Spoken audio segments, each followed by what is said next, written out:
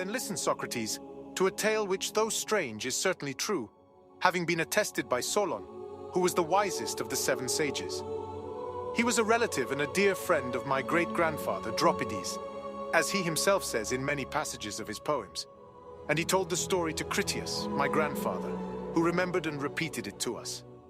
There were of old, he said, great and marvelous actions of the Athenian city, which have passed into oblivion through lapse of time and the destruction of mankind, and one in particular, greater than all the rest. This we will now rehearse.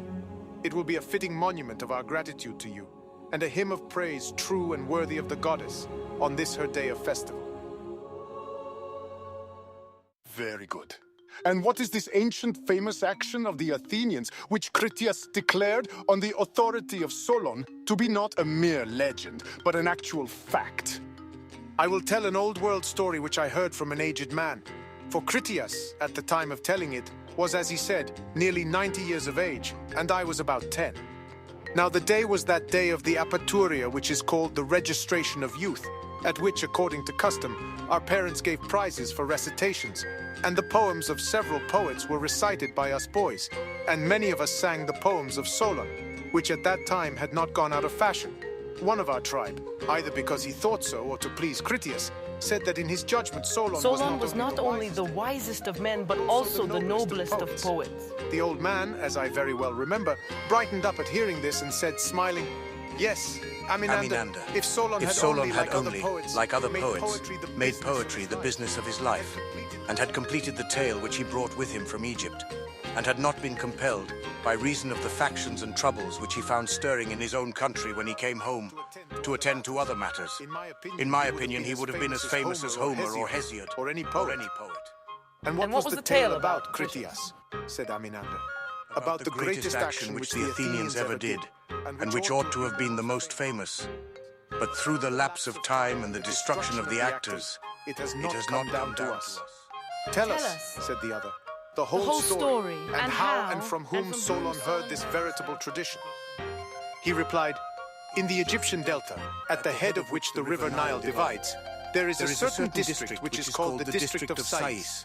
And the great city of the district is also called Sais, and is the city from which King Amasis came. The citizens have a deity for their foundress.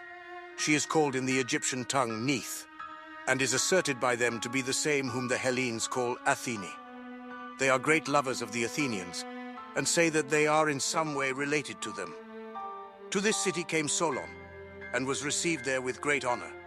He asked the priests who were most skillful in such matters about antiquity, and made the discovery that neither he nor any other Hellene knew anything worth mentioning about the times of old.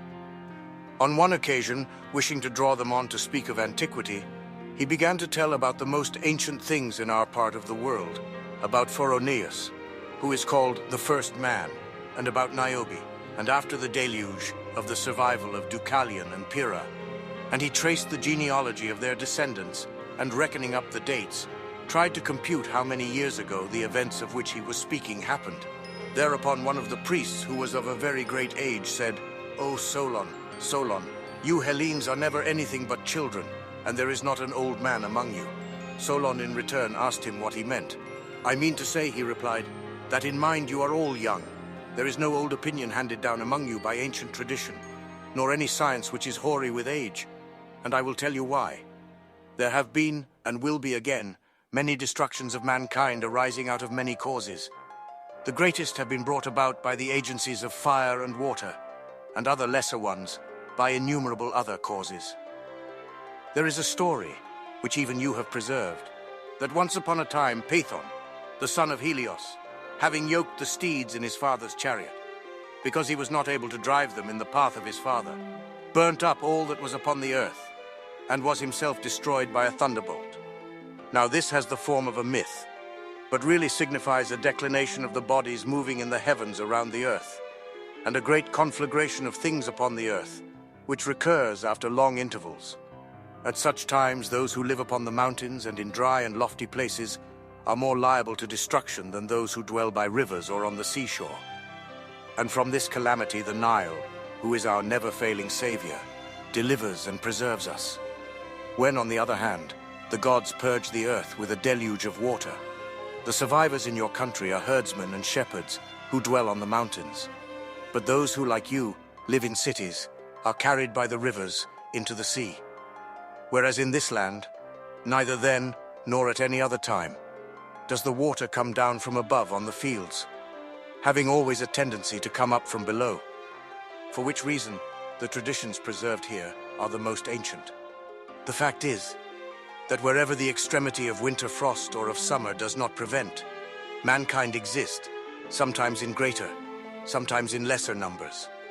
And whatever happened either in your country or in ours, or in any other region of which we are informed, if there were any actions noble or great, or in any other way remarkable, they have all been written down by us of old, and are preserved in our temples.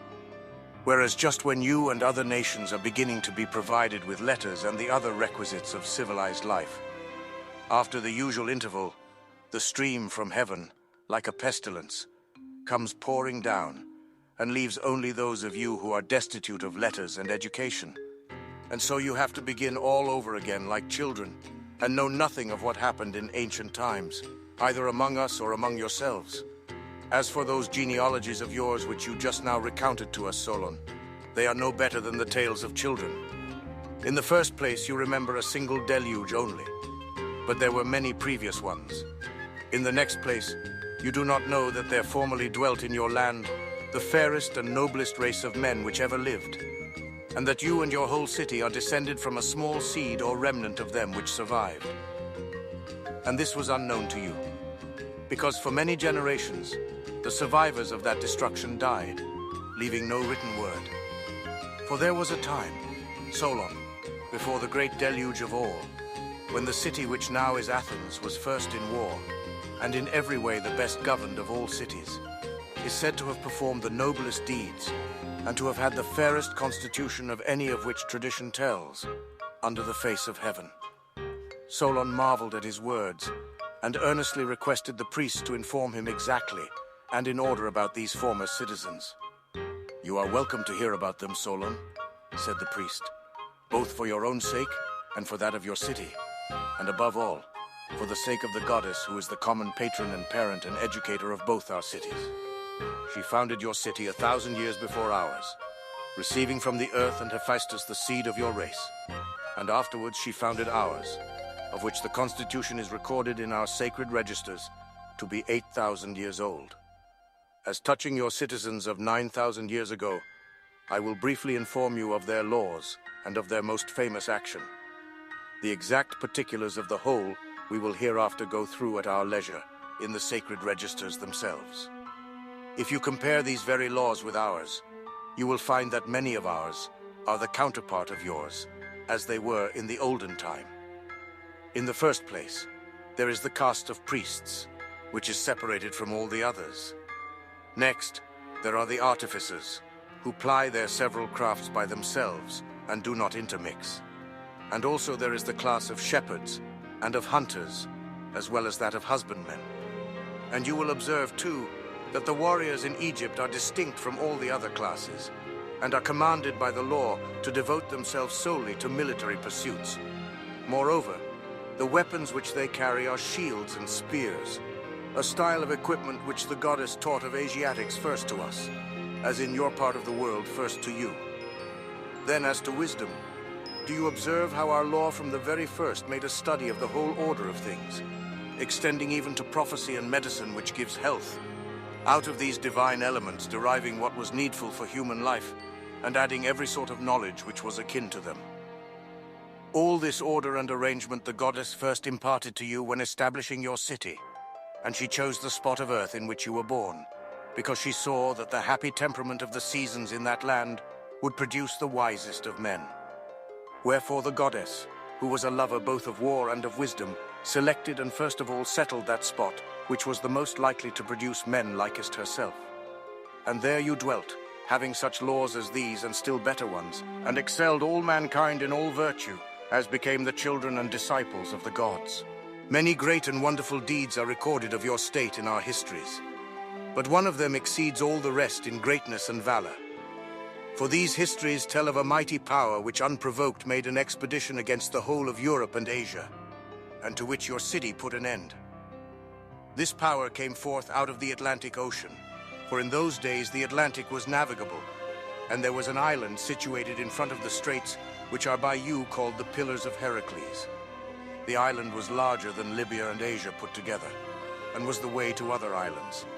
And from these you might pass to the whole of the opposite continent, which surrounded the true ocean.